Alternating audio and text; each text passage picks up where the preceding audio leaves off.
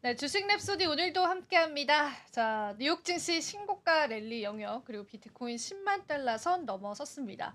우리가 오늘 이야기 나눠봐야 될 게 많을 것 같은데요. 오늘도 본부장님과 함께 인사 나눠볼게요. 본부장님 안녕하세요. 안녕하십니까. 반갑습니다. 네. 야, 뉴욕 증시 어떻게 된 겁니까, 본부장님? 브리핑 좀 부탁드립니다. 뉴욕 증시 네. 뭐 일단 뭐 사시기만 하면 됩니다. 뭐 사면 다 뭐 제가 찍어놓은 게 다 떼어서 기쁘긴 한데 씁쓸합니다. 우리 주식이 잘 안 돼서 그건 좀 맞아요. 씁쓸합니다. 일단 최고치를 기록했습니다. 경기 낙관론과 기술주 강세이며 3대 지수가 모두 사상 최고치를 기록했습니다. 이날 다우지수 30은 평균 지수는 전거래일보다 308.51포인트가 오른 45,014.04로 마감하며 사상 처음으로 45,000포인트가 넘어섰습니다. 뭐 이렇게 막 잘 나가도 되는지 모르겠습니다. 스탠드프 500 지수도 36.61포인트가 오른 6,086.49, 기술주 중심의 나스닥 지수도 254.21포인트가 오른 19,735.12로 거래를 마쳤습니다. 3대 지수 모두 종가 기준 사상 최고치를 기록할 것 같습니다. 일단 사시면 다 오른다고 보셔야 될 것 같고요. 세일즈포스가 역시 강세입니다. 이거 사실 제가 한번 해드리려고 찍어놓은 건데 정말 대단한 것 같습니다. 이 세일즈포스 정말 제가 상반기부터 계속 찍어놓던 건데 정말 대단합니다. 이거 정말 이 서버형인데요. 정말 대단한 것 같습니다. 뭐 실적 발표 향후 실적 전망 상향 조정하면서 주가가 10.99%나 뛰었습니다. 그리고 반도체 기업 마블 테크놀로지 이것도 제가 찍어놓은 건데 정말 강세입니다. 이거 나스닥 상승하고 있고요. 전반적으로 제가 이제 찍어놨던 33목 3개 종목 중에 하나입니다. 정말 대단한 거고요. 일단 뭐 그런 거고 테슬라도 일단 신고가 52주 신고가를 기록했어요. 비아디한테 지금 밀리고 있는데 이거 뭐 개의치 않습니다. 네, 일단 제롬 파월 연방 의장이 경제에 대해서 낙관 발언을 일단 했습니다. 이게 좀 정말로 좀 큰 영향을 미치고 있습니다. 이분이 어쨌든 입을 열기만 하면 미국의 어떤 경제나 전체 세계 경제를 좌지우지하는 것 같습니다. 이분 정말 뭐라 할까요? 뭐 현자라 그래야 되나요? 어쨌든 영향이 큽니다. 이분이. 영향이 크죠. 네네. 금리 시장에. 네, 저도 이런 분 같았으면 좋겠어요. 반만 따라. 한국에 이런 분이 좀 없으세요. 미국에는 이런 분들이 좀 있는데 한국에는 이런 분이 좀 없는 게 좀 안타깝습니다. 나라의 그 특징도 있지 않을까요? 강대국. 물론 그렇죠. 이제 왜냐면 모든 돈이 미국에 모이다 네, 보니까 그러니까. 강대국이라 보니까 돈이 그러니까요. 돈이나 전체적인 그러니까 지금 모든 돈이 미국으로 모이고 있습니다. 그러다 맞아요. 보니까 이제 미국의 증시에 모든 돈이 모이다 보니까 이제 미국에 있는 그런 쪽에 뭔가를 움직이는 분들의 말이나 어떤 것들이 모두 영향력을 갖게 되는 것 같아요. 그러다 보니까 전기차 대장주가 2% 가까이 상승했습니다. 전거래일보다 1.85%는 357.93달러를 기록하며 52주 최고가를 했고 시총도 1조를 다시 넘어서서 1조 1,490억 달러로 늘어났습니다. 사실 물론 이제 그 테슬라 악재가 좀 있습니다. 중국에서 이제 비아디에서 밀려서 전년 대비 4.3% 하락했습니다.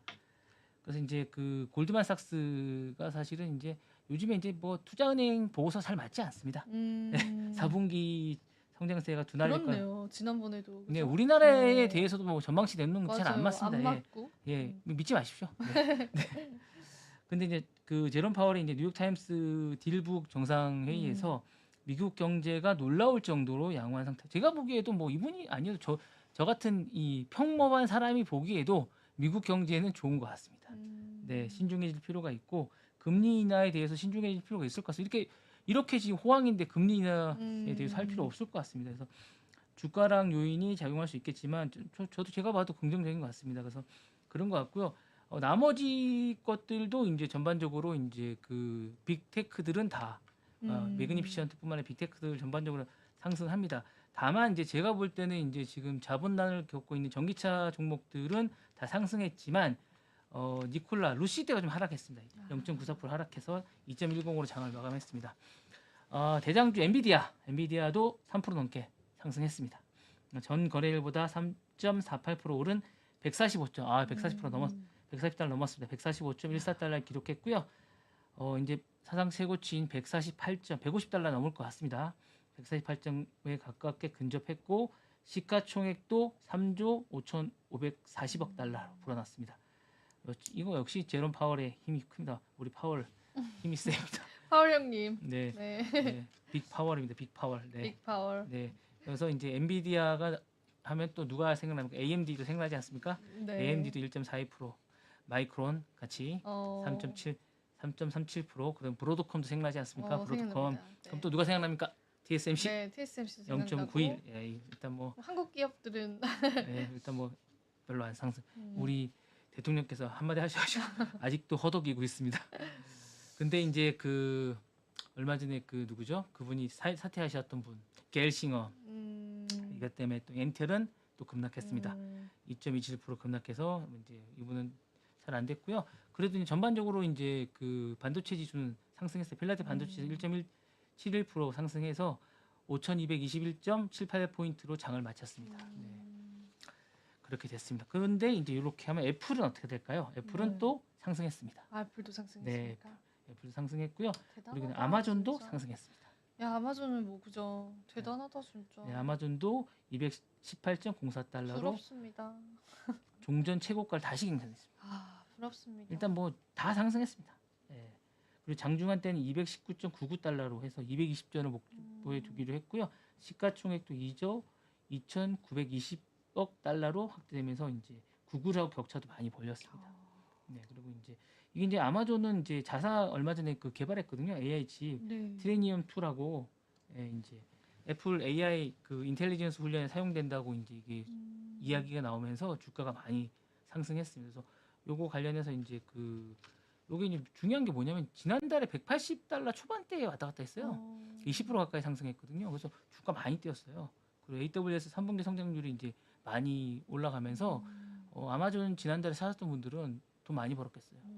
진짜 그랬겠네요. 네네네. 그래서 이제 이 주가 사셨던 분들은 많이 좋아하셨을 것 같고요. 조금 이따 이제 여러분들 이제 우리 코인의 여왕께서 비트코인이 10만 달러 넘은 얘기 해드릴 겁니다. 그래서 여러분들 우리 유튜브 들으셨으면 낭낭한 목소리로 10만 달러 넘은 얘기 해드릴 거니까 조금 이따 들으시면 아시게 될 것 같고요. 조금 이따 보시면 알게 될 것 같고 그 다음에 이제 일론 머스크가 그 요 조금 이따 얘기 좀 이따 제가 해드릴 겁니다. 그래서 이제 그리고 이제 넷플릭스 주가도 엄청나게 뛰었습니다, 여러분. 넷플릭스도 사상 최고가를 또 기록.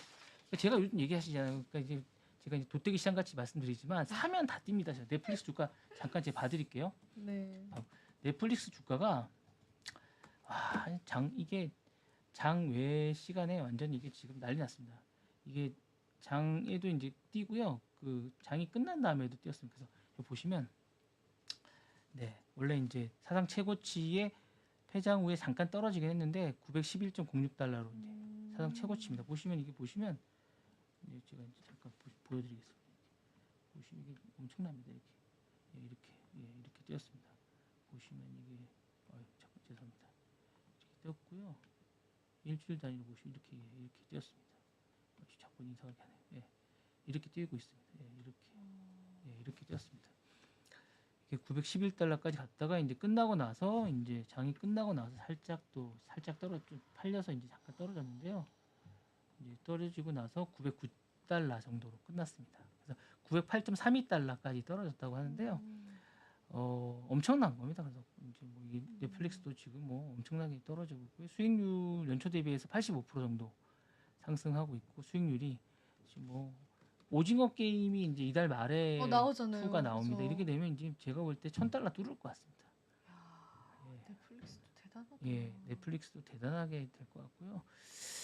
아 이게 지금 뭐 아웃 퍼포먼스가 엄청난 것 같습니다. 지금. 네. 이게 지금 어떻게 될지 잘 모르겠습니다. 이게 지금 목표가를 지금 보면 전반적으로 이제 그 BOF 그 뱅크 오브 아메리카 쪽에서는 지금 넷플릭스를 1,100달러까지 잡고 있어 목표가를. 그러니까 이게 지금 보면 1,000달러는 무조건 간다고 보셔야 될 것 같은 생각이 들고. 그러니까 지금 전반적으로 좀 괜찮다고 보시는 주식들 있잖아요, 여러분들이. 제가 이제 잡아놨던 주식들 괜찮다고 좀 좋은 주식들이 있거든요. 이렇게 보시면 어도비나 이렇게 그 보시면 포트폴리오이 여러분들 예. 꿀단지입니다. 이렇게 제가 좀 네, 좀 보시면 예. 꿀단지입니다. 예, 이렇게 네. 좀 보시면 이렇게 그러니까 이게 이제 여러분들 보시면 이게 이제 여러분들 좀 꿀단지가 아니고요. 이렇게 여러분들 포트폴리오랑 이제 관심 종목이 아니고 이제 저뿐만 아니라 많은 분들이 이제 이렇게 보시면 제 관심 종목이 아니라 많은 분들이 이제 요게 이제 여러분들 나중에 투자하실 때 한번 보시면 저 성향을 보시는 건데 이게 이제 외국 분들이 아니라 나머지 분들도 보시고 워렌 버핏이 투자하는 종목이에요. 이렇게 보시면 이 종목들을 같이 투자하실 때 한번 참고해 보시면 좋은데 요렇게 이제 워렌 버핏이 하는 요 종목들이거든요. 오, 좋다. 이렇게 이제 모아놓는 겁니다. 아, 그런 게 있군요. 예, 그렇게 이제 이거 빌 게이츠가 또 추가하는 거고 이거는 이제 네. 요렇게 하고 이제 이렇게 보시면 레이 달리오가 하는 요게 이제 저랑 또 성향이 좀 비슷한 건데 이렇게 좀 하는 종목과 하면 쉐어 부분이 있어요. 이렇게 해서 네네네. 퍼센테이지로 해서 거래량도 좀 있고요. 이렇게 보시면 이렇게 좀 있습니다. 그러니까 이렇게 워렌 버핏이 이제 종목을 팔고 이런 것도 좀 있거든요. 이렇게 좀 보시면 이거 투자할 때 나중에 참고하시면 좀 좋은 게 좀 있습니다. 그러니까 나중에 보시면 이렇게 종목이 좀 있어요. 애플을 얼만큼 종목별로 좀 하거든요. 그래서 그리고 이제 배당 챔피언이라서 배당주들도 좀 있습니다. 이렇게 보시면 월마트, 엑슨모빌 이렇게 해서 좀 보시면 이렇게 참고하시면 나중에 좋을 것 같습니다. 예. 미국 투자하시는 분들은 이렇게 좀 보시면. investing.com 가면 있나요? 네네네. 이건 회원 가입하신 분들 먼저. 금액을 내야 되는 거예요? 예. 아, 그래요? 그래야 되는 걸로 제가 알고 있는데. 유료구나. 아닌가? 잘 모르겠습니다. 이렇게 한번 보시면 되는 걸로 제가 알고 있는데.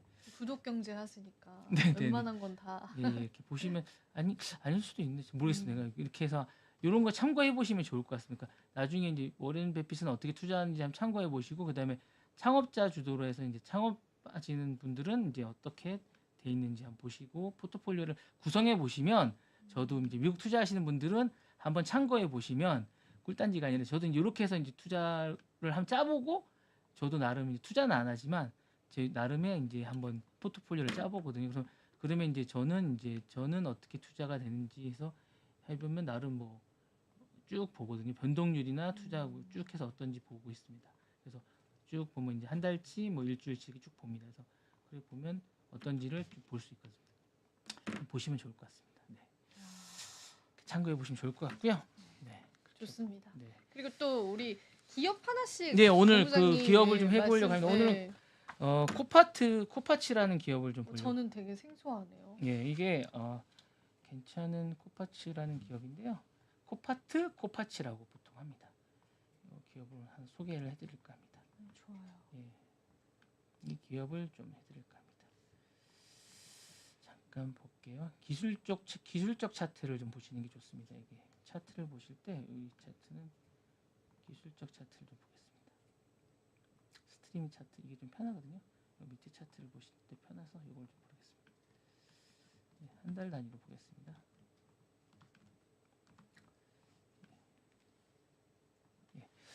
온라인 차량 경매 사이트입니다. 이게 코파트는 온라인 차트고요. 1982년도 캘리포니아 벌레이오에 설립된 최초의 온라인 차량 경매 회사입니다. 전 세계 차량 매수자와 판매자를 이제 이어주는 그런 거고요. 플랫폼을 개발해서 보험회사, 렌트카, 기관 단체가 같이 해서 그리고 차량 분해업자, 중고차 딜러, 차량 수입자가 매수하는 연결하는 그리고 이제 특히 전손 차량 경매가 많습니다. 그래서 이제 이어주는 거고요. 전손 차량이 뭐냐면 사고 난 차량을 차주가 수리비가 많이 나와서 이제 중고차 시세를 많이 못 받을 것 같아서 보험사 같은 데서 판매하는 차량을 얘기합니다. 이걸 이제 코파치에서 판매를 이제 대행해 주는 그런 겁니다. 이제 S&P 500에 포함된 기업이고 현재 11개국에서 240개 이상 차량을 보관소에서 운영하고 있고요. 매일 17만 대, 18만 대 정도가 이제 경매를 통해서 하고 있습니다. 약간 특이하게 운영을 되고 있습니다. 엄청나게 많은 차량을 보관할 수 있는데요. 이게 재밌는 게 이 회사는 이런 것도 많이 운영하는데 대지를 많이 갖고 있어요. 아, 그래요? 보관소를 많이 갖고 있는 게 특징이에요. 그러니까 80% 이상은 직접 그 보관소를 많이 갖고 있어요. 보관소 확보를 투자에 많이 해요. 그래서 북미에 200개 이상 갖고 있고요. 유럽에 36개 갖고 있고 중동에 3개, 남미에 1개의 보관소를 직접 운영을 해요. 그 투자비를 대부분 이 땅을 사는데 쓰고 있어요. 그리고 이제 가장 큰 경쟁력을 특허받고 있는 업계의 최고의 가상 입찰 기술이고 버추얼 비딩 테크놀로지라고 이걸 갖고 있고요. 2001년에 온라인 회원들이 직접 가상 입찰을 할 수 있도록 그 기술을 이제 쓸 수 있도록 해주고 있고 2003년에는 VB라고 요 기술력을 이제 개발해서 이제 예비 입찰에 도입을 했는데 요게 이제 10년간 계속 공짜로 쓸 수 있게 해주고 있습니다. 그리고 이제 요걸 브라우저를 지원되고 온라인에서 이제 VB3라는 시스템을 도입해서 직접 쓸 수 있게 해주고 있습니다. 그래서 이제 보시면 들어가셔서 이제 입찰에 이용해서 쓸 수 있게끔 서로가 이제 이용할 수 있게끔 하는데 지금 주식을 보시면 종가 기준으로 주식이 지금 많이 떨어진 상태이긴 한데 낮지가 않습니다. 처음에 이제 막 옛날에는 뭐 $100 뭐 계속 많이 올라갔다가 좀 잠깐 떨어진 상태인데 이게 이제 좋은 게 뭐냐면 주식 주가 전체적으로 이제 회사 컨디션을 보시면 일반 상태 이제 컨디션을 좀 봐드릴게요.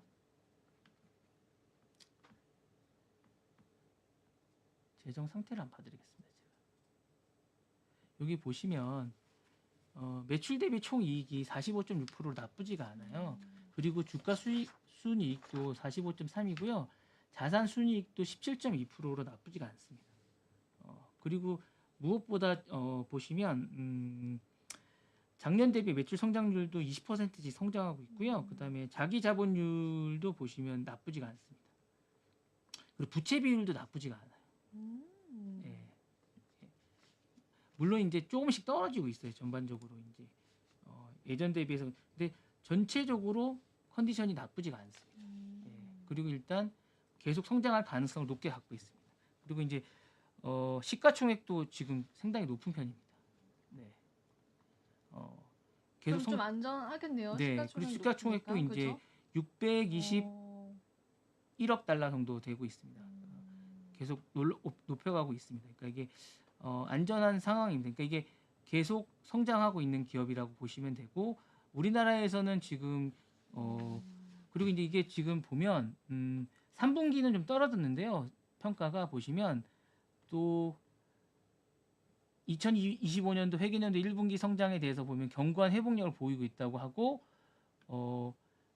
3분기 얘는 예상치보다 4분기는 또 성장치를 또 넘어섰어요. 보시면 기사를 보시면. 그러니까 이게 제가 볼 때는 나름 괜찮은 성장을 하고 있고 경쟁 파트너가 없어요. 지금 이런 수익 모델에. 그리고 일단 부동산을 많이 갖고 있다는 게 나름 안전하다는 거죠. 일단 부동산을 많이 갖고 있다는 게 나름 안전한 성장 구조를 갖고 있는 것 같아요. 네, 제가 볼 때는. 네. 근데 부동산 투자를 하는 그 이유가 부동산을 갖고 있기 때문에 80% 이상을 부동산에 투자하기 때문에 다른 기업이 그러니까 뭐 우버나 뭐 그 에어비앤비나 이런 것들은 사실은 좀 약간 저는 리스크가 있다고 보거든요. 근데 얘네들은 일단 기본적으로 80% 이상을 땅을 사요. 네. 그리고 과거 10년간 영업이익률을 30% 이상 달성하고 있어요.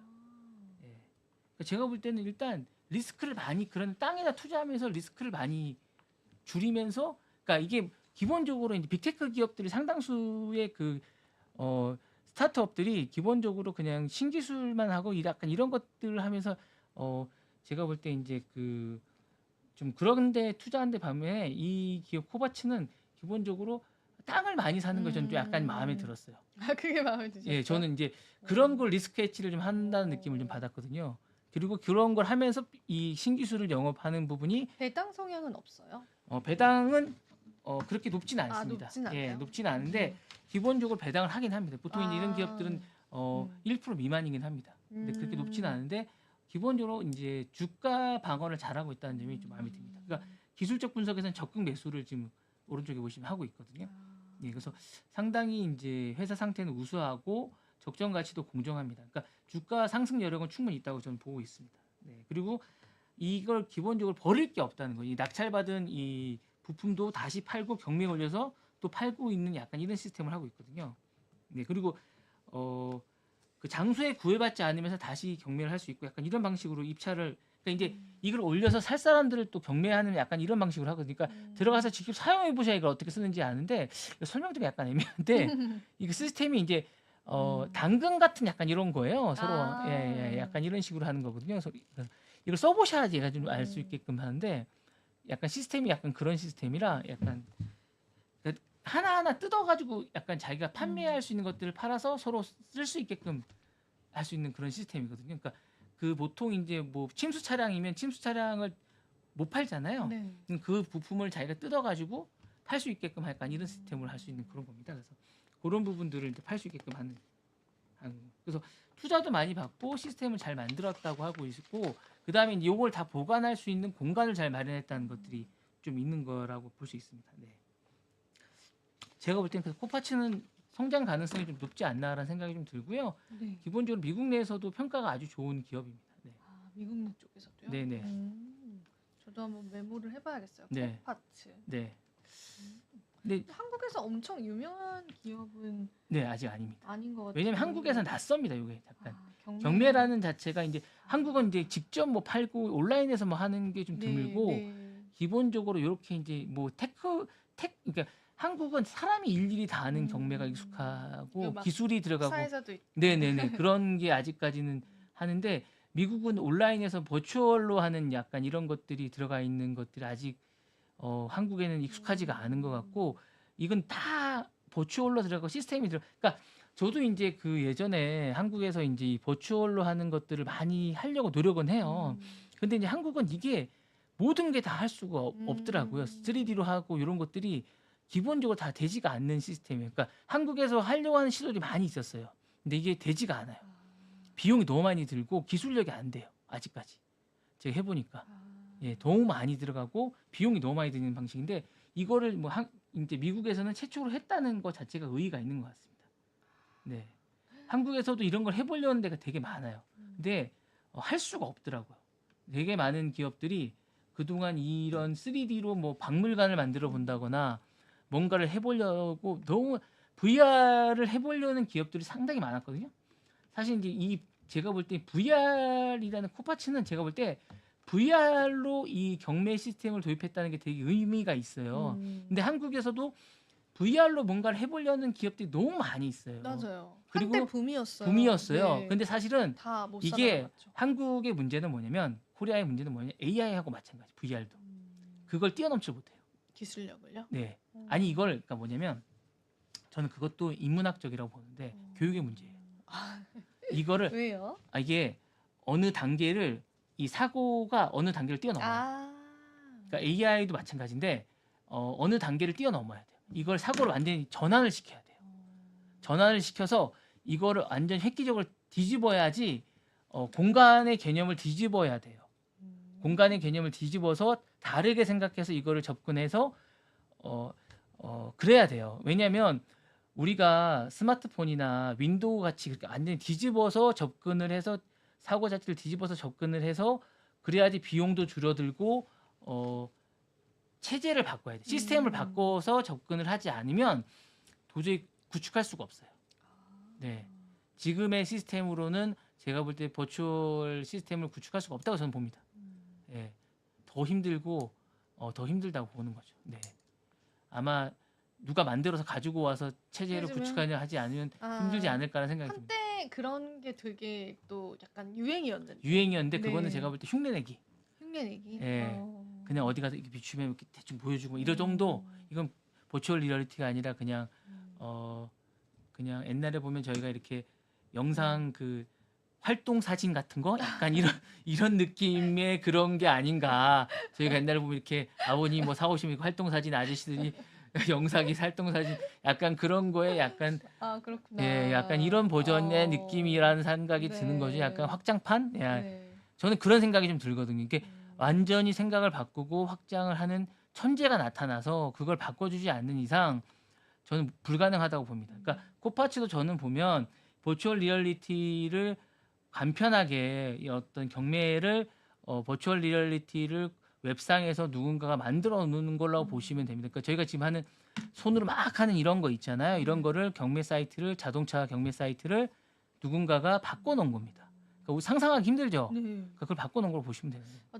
진짜 궁금하네요. 네, 어떻게 네. 경매하는지. 예. 나중에 한번 찾아봐야겠어요. 예, 한번 보시고 네. 그러니까 이걸 바꿔 놨으니까 상장까지 가능한 겁니다. 너무 간편하게. 근데 다만 그 자동차를 놔둘 공간, 그 부품을 놔둘 공간이 필요하고 그 놔둘 공간 자체가 부동산적으로 가치가 있는 공간을 투자를 그러니까 이런 그 코파츠라는 공간 스타트업을 저는 높게 엑시시 가능하다고 보는 건 뭐냐면 저는 이거를 투자를 받았을 때 함부로 쓰지 않는다고 보는 거예요. 왜냐하면 이 공간 투자를 제대로 하기 때문에 투자금이 부동산에 제대로 투자가 되는 거 전 세계에.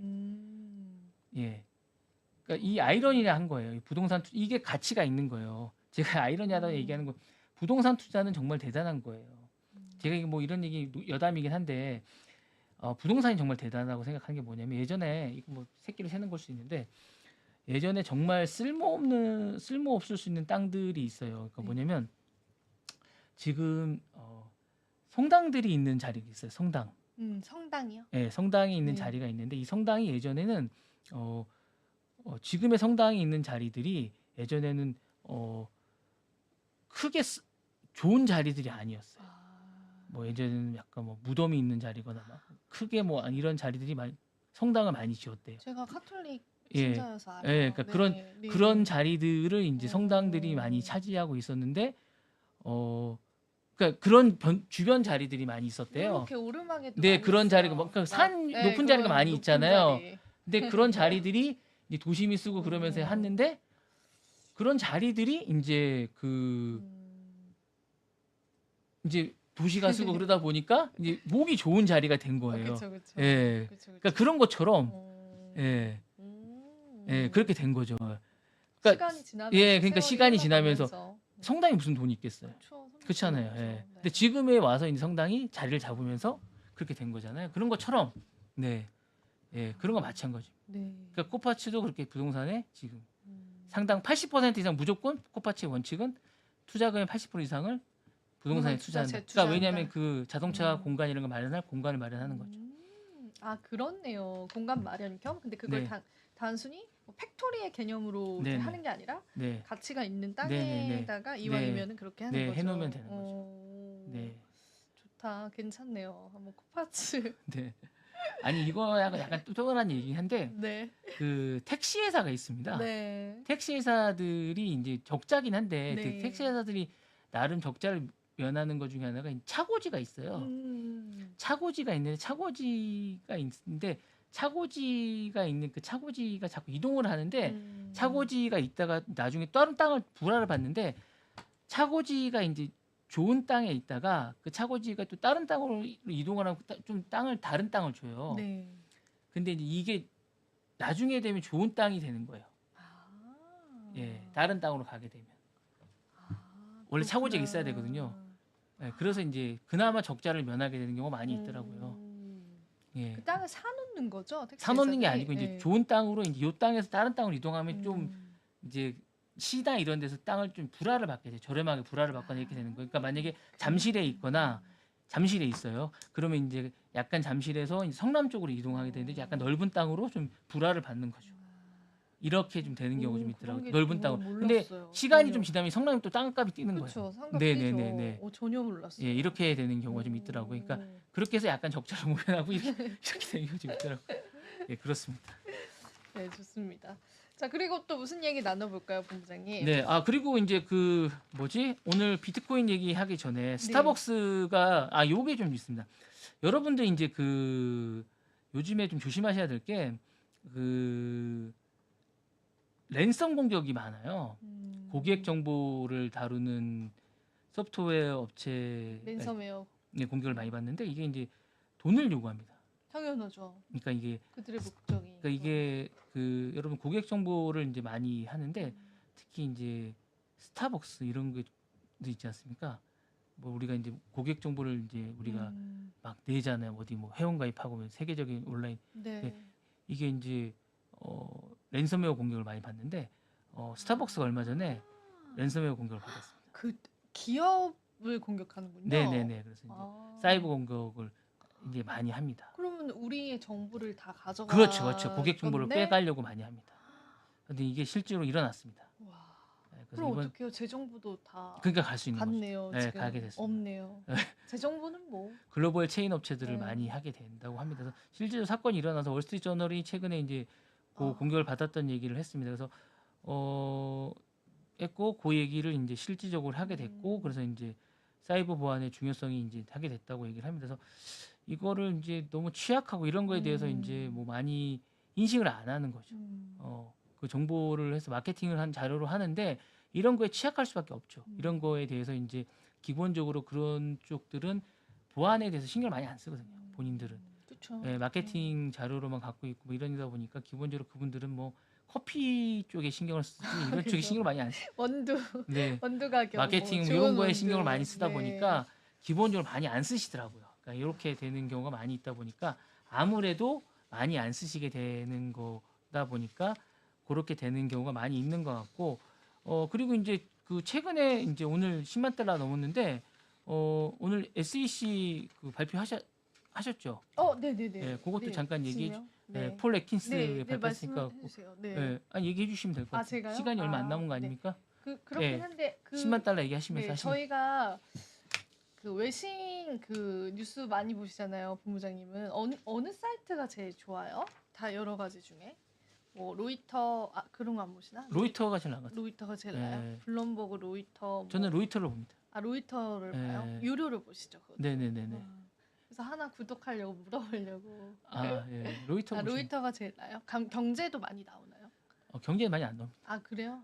그러면은 경제지를 봐야 돼서. CNBC 보십시오. CNBC 거기는 무료던데 CNBC. 네, 무료로 보세요. 그래야겠다. 무료로 보셔도 됩니다. 충분히 뭐 유료로 보시려고요?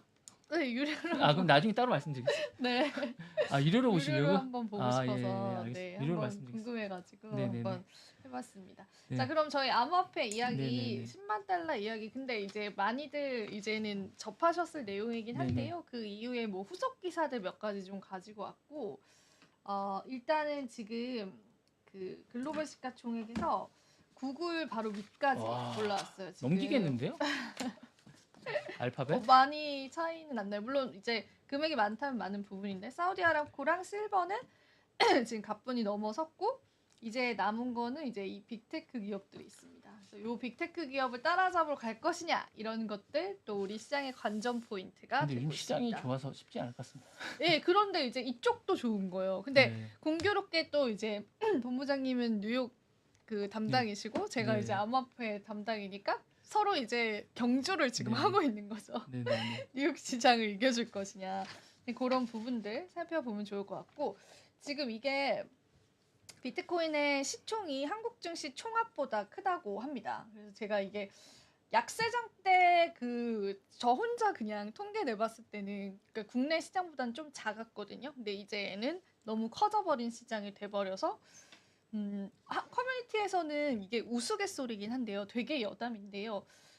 비트코인 블랙 프라이데이가 한국에서 일어났었다. 이렇게 사람들이 표현을 하더라고요. 최근에 정치적 리스크 불거졌을 때 국내 거래소에서만 하락을 했었으니까. 그러니까 막 세일 한 번 더 해달라 이러면서 막 커뮤니티에서는 우스갯소리로 그분들께서 그렇게 말씀하시는 것도 제가 봤습니다. 이유가 되게 많았어요.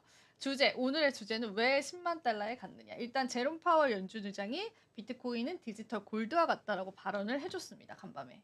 물론 이제 경제에 관한 이야기들도 했지만 제롬 파월 연준 의장이 비트코인을 금과 비교했어요.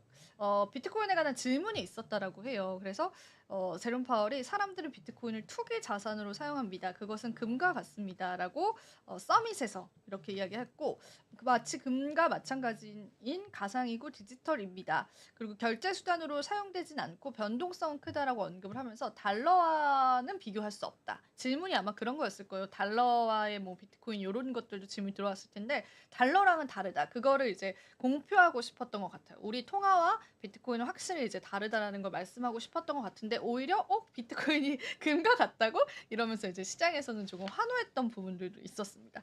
달러의 경쟁자가 아니다라고 이렇게 또 이야기를 해줬습니다. 이게 또 간밤에 있었던 소식이었고 또 푸틴 대통령도 이제 크립토를 이제 피해갈 수는 없다. 비트코인을 금지할 권한은 없다. 암호화폐는 자연스럽게 발전을 할 것이다라고 이야기를 했습니다. 러시아 통화 회의에서 연설을 한 거예요. 이거는 그래서 이제 물론 이제 푸틴의 입에 우리가 막 시장이 요동치진 않지만 그래도 이제 파월도 이렇게 이야기한 상황에서 푸틴까지도 이런 이야기를 했다라는 그런 부분들 누가 비트코인을 금지할 수 있겠습니까? 아무도 없습니다. 그리고 참고로 이제 중국이랑 러시아 같은 경우에는 그 달러의 기축 통화를 굉장히 싫어하다 보니까 대안으로 지금 비트코인을 선택해서 거래를 좀 하고 있습니다. 그게 예전에 체결이 됐다라고도 제가 언급을 해드렸었는데 그래서 이제 전 세계 각국에서 국내만 제외하고는 이제 비트코인에 관한 흐름들이 굉장히 강력하다라는 걸 확인을 해볼 수가 있었어요.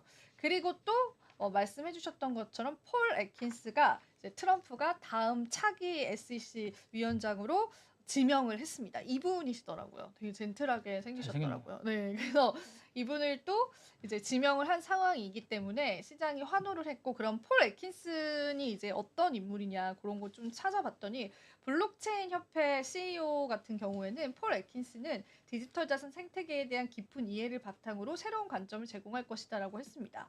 사실 이제 폴 애킨슨이 암호화폐 시장에 관해서 우호적인 발언을 했던 적이 있었어요. 그래서 그런 부분들이 다시 부각을 받는 것 같고요. 그리고 이제 규제 개선에 대해서 굉장히 낙관적인 전망이 나왔다라고 생각을 다들 하고 있고, 일단은 이분이 이렇게 임명이 되면서 또 시장은 들썩였습니다. 굉장히 들썩였고, 지금 이제 간밤에 호재라고 할 만한 것들이 이제 자잘자잘하게 굉장히 많이 나와서, 사실 실제로 제가 이제 제 지인은 밤새 이제 잠을 안 잤대요. 왜냐면 심상치가 않았다고 음. 하더라고요. 비트코인 가격 자체가. 그래서 이제 딱 보면은 이게 코인베이스 프리미엄이다라고 어. 하거든요. 이 코인베이스 프리미엄이 갑자기 간밤에 이렇게 엄청 급격을 했대요. 그러니까 10만 달러 돌파가 정확히 미국 시장으로는 완전 밤 새벽에 일어난 거고 국내 시장으로는 이제 오전에 11시쯤에 일어난 거거든요. 오히려 아시아 시장 개장할 때 열렸었는데 미국에 계신 분들께서는 이게 뭔가 심상치가 않다라는 게 음. 벌써부터 느껴졌대요. 첫 번째로는 이제 코인베이스 프리미엄, 거래소 프리미엄이 갑자기 급격하게 늘어난 것이랑 선물 시장에서는 이미 10만 달러를 찍었었대요. 그것도 있었고, 그리고 이제 움직임이 굉장히 심상치 않았대요. 변동성이 굉장히 많았던 부분을 보고, 이거 가는 거 아니야? 라고 생각을 했는데, 이제 한국 시간으로 오전에 10만 달러 선을 이제 돌파를 하게 된 거죠. 이번 10만 달러는 고래들이 주도했다라고 이제 온체인 데이터 애널리스트들은 이제 분석을 하고 있습니다. 10만 달러 도달할 때 바이낸스, 그러니까 전 세계 최고의 거래소의 고래 투자자들이 두 차례에 걸쳐의 매수에 나왔습니다. 첫 번째로는 10만 달러 근접하게 끌어올린 이후에 두 번째 매수에서 10만 달러를 돌파시킨 패턴을 확인을 했다라고 합니다. 어제 저희가 이게 몇 번 두드리다 갈까요? 요런 이제 자료를 보여드렸잖아요. 근데 거기에 이제 예상 중에 하나가 세 번 두드리고 갈까요? 아니면 여러 번 두드리고 음. 갈까요가 있었는데 세 번 두드리고 딱 이제 음. 돌파를 해줬어요. 그래서 요런 부분들도 나중에 데이터적으로 좀 남으면서 패턴이 되지 않을까 싶어요. 그리고 이제 현물 ETF도 이제 8거래 연속 유입이 되는 그러한 모습들까지 보여지면서 시장에서 이제 10만 달러 돌파에 관한 분위기들은 간밤에 굉장히 많이 포착이 됐다라고 보시면 되고요. 그리고 이번 사이클에 관한 이야기들이 좀 나와요. 고점이 13만에서 19만까지의 전망치가 나왔다라고 합니다. 비트코인 10만 달러 돌파 이후에 공급량 제한되어 있고 대규모 투자자들 지금 관심 있고 그리고 매번 사이클마다 수익률은 일정하게 감소를 했습니다. 비트코인가 100만 달러에 도달할 수 있을 것이라는 인식도 있지만 그렇게까지는 아니고 일단 반감기 이후에 100에서 200% 수준의 수익률을 보일 것이다라는 이제 기존의 패턴 대비해서 그런 전망이 맞다라고 봅니다. 그래서 그걸 이제 계산을 해보니까 13만에서 19만 달러를 내다보고 있다라고 합니다. 하지만 만약에 이제 트럼프 쪽에 굉장히 큰 호재가 있어요. 준비 자산에 편입이 된다면 이거는 이제 더 이상의 끝은 어딜지도 모른다. 미국 정부에서 선택해서 아예 대류간 자산이 된다라고 하면은 지금까지 이런 시나리오가 깨지고 엄청나게 상승할 수 있다라고 보고 있다라고 보시면 됩니다. 그리고 뭐 여러 가지 이제 인사들의 의견들이 있었어요. 10만 달러 돌파가 단순한 이정표가 아니라 금융과 기술, 지정학 분야의 변화하는 흐름을 보여주는 증거다라고도 얘기했고 코인베이스 거래소 CEO 같은 경우에는 일단 코인베이스가 설립된 2012년 6월에 비트코인을 100달러 상당을 샀다면 현재 가치는 150만 원 달러. 그러니까 15만 원어치만 샀다면 지금은 21억이 되었을 것이다라고 이야기를 하고 100달러를 그대로 보관했다면 78달러 상당의 물건만 구매할 수 있었을 것이라고 하면서 비트코인의 가치를 강조하기도 했습니다. 그리고 아직까지는 초기 단계다. 그렇게까지 내다봤고요. 그리고 마이크 노브그라스도 유명합니다. 우리 업계에서는. 그래서 그분도 CNBC랑 인터뷰를 하면서 패러다임 변화를 목격을 하고 있다. 4년간 그러니까 바이든 행정부 때 정치적인 연옥이었던 비트코인이 이제 금융주류로 진입이 되었다라고 하면서 기관이 채택을 하고 있다. 이건 엄연히 이제 다른 국면이다라고 이야기를 했고 일단 장기적으로는 낙관하지만 일시적으로는 변동은 있을 수 있다라고 내다봤습니다. 저도 이제 일부 동의하는 게 지금 시장이 너무 환호하고 있기 때문에 우리가 돌다리를 한 번 정도는 두드리고 가볼 필요는 있다라고 생각합니다. 자, 그리고 리플 이야기만 마지막으로 잠깐 한번 해볼게요. 리플이 지금 스테이블 코인 출시가 연기되면서 좀 하락을 했거든요. 그래서 10%가량 이제 조정이 나왔었는데 리플이 이제 공식 사회관계망 서비스 X를 통해서 스테이블 코인은 이제 5일날 출시되지 않는다라고 이야기를 했습니다. 근데 제가 이거 비하인드 이야기를 들어보니까 지금 스테이블 코인의 최강자가 테더잖아요. 근데 테더 쪽에 중국 자본이 좀 많이 들어가 있대요. 그래서 지금 리플을 스테이블 코인으로 출시시키려고 하는 미국 정부의 어떤 움직임이 있을 수 있다라고 약간 그 비하인드 스토리로 이야기를 하시더라고요. 아무래도 이제 뭐 중국은 무조건 안대주의잖아요. 미국은 어떤 면에서도 중국은 안대주의다 보니까 이제 그 스테이블 코인으로 만약에 리플이 나올 경우에 테더를 좀 위협할 수 있고 테더 쪽에서도 이제 어느 정도 조치가 있어야 되는 그런 상황이 펼쳐질 수도 있다라는 그러한 여담들도 제가 오늘 같이 이제 이야기를 좀 들어서 그 부분까지도 전달을 드려보도록 하겠습니다. 정말 쉬지 않고 말했는데도 시간이 오버됐네요. 네. 이렇게 해서 저희가 또 10만 달러 비트코인 축하하면서 또 오늘 랩소디 한번 마무리 해볼게요. 네, 본부장님. 좋습니다. 네, 아주 뭐 좋습니다. 잘 들었습니다. 네, 잘 아, 됐습니다. 더 듣고 싶습니다. 아닙니다. 네, 이렇게 해서 저희 랩소디 오늘은 인사드리도록 하고요. 내일은 더 재미난 이야기로 찾아뵙도록 하겠습니다. 시청해주신 여러분 고맙습니다. 고맙습니다.